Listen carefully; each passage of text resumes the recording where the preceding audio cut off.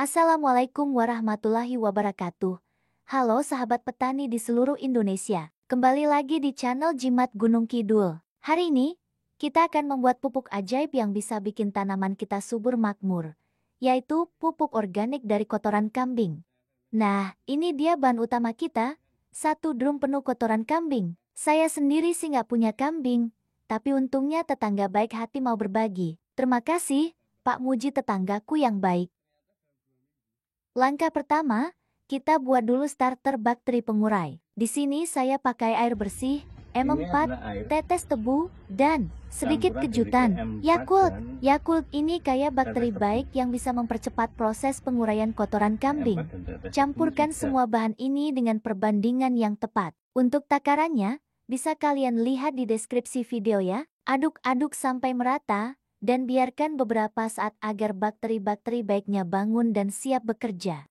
Yang ini adalah kotoran hewan, sudah 2 minggu.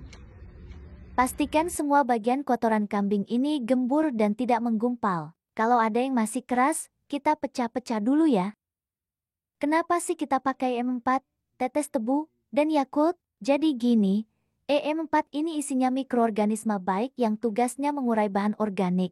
Tetes tebu ini makanan buat si mikroorganisme, biar mereka makin semangat kerjanya. Nah, kalau Yakult ini tambahan aja, biar makin banyak bakteri baik yang bantu proses penguraian. Air campuran E4 dan tetes tebu. Selanjutnya, kita siramkan larutan M4 ini ke dalam drum kotoran kambing. Pastikan semua bagian kotoran kambing terkena larutan ini ya, biar proses fermentasinya berjalan maksimal.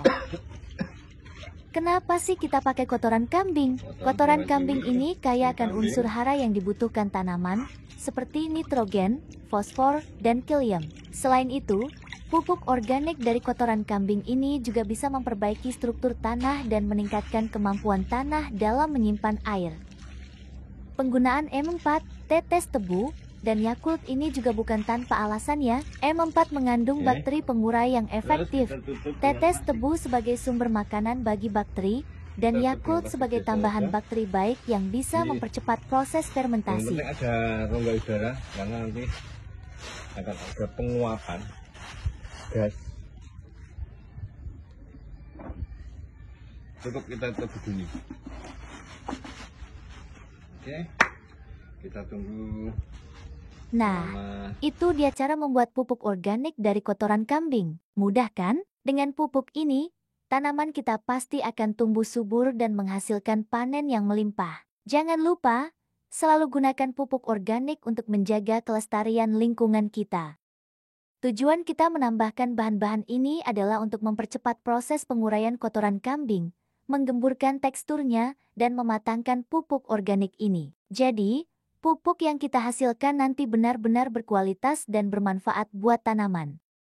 Kenapa pupuk organik? Karena pupuk organik ini ramah lingkungan, bisa memperbaiki struktur tanah, dan tentunya membuat tanaman kita lebih sehat dan produktif. Selain itu, dengan menggunakan pupuk organik, kita juga ikut menjaga kelestarian alam kita. Lihatlah di sekeliling kita, banyak sekali sumber daya alam yang bisa kita manfaatkan untuk tanaman kita. Kotoran hewan, sisa-sisa tanaman, semua bisa kita olah menjadi pupuk yang bermanfaat. Dengan memanfaatkan sumber daya alam yang ada, kita juga bisa mendukung ketahanan pangan lokal. Kita tidak perlu bergantung pada pupuk kimia yang mahal dan merusak lingkungan. Mari kita tanam sendiri makanan kita dengan cara yang alami dan berkelanjutan. Nah, sekarang, mari kita aplikasikan pupuk organik ini ke pohon alpukat saya. Selain pupuk organik, saya juga menggunakan air dari kurasan kolam lele untuk penyiraman. Nah, sekarang saya mau tunjukkan hasil dari penggunaan pupuk organik dan air kurasan kolam lele ini. Lihatlah pohon alpukat saya ini.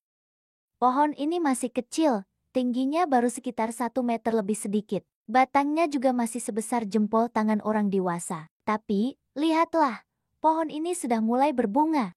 Ini bukti nyata bahwa pupuk organik memang sangat bagus untuk tanaman. Meskipun pohonnya masih kecil, tapi karena nutrisinya tercukupi, pohon ini sudah siap untuk berbuah.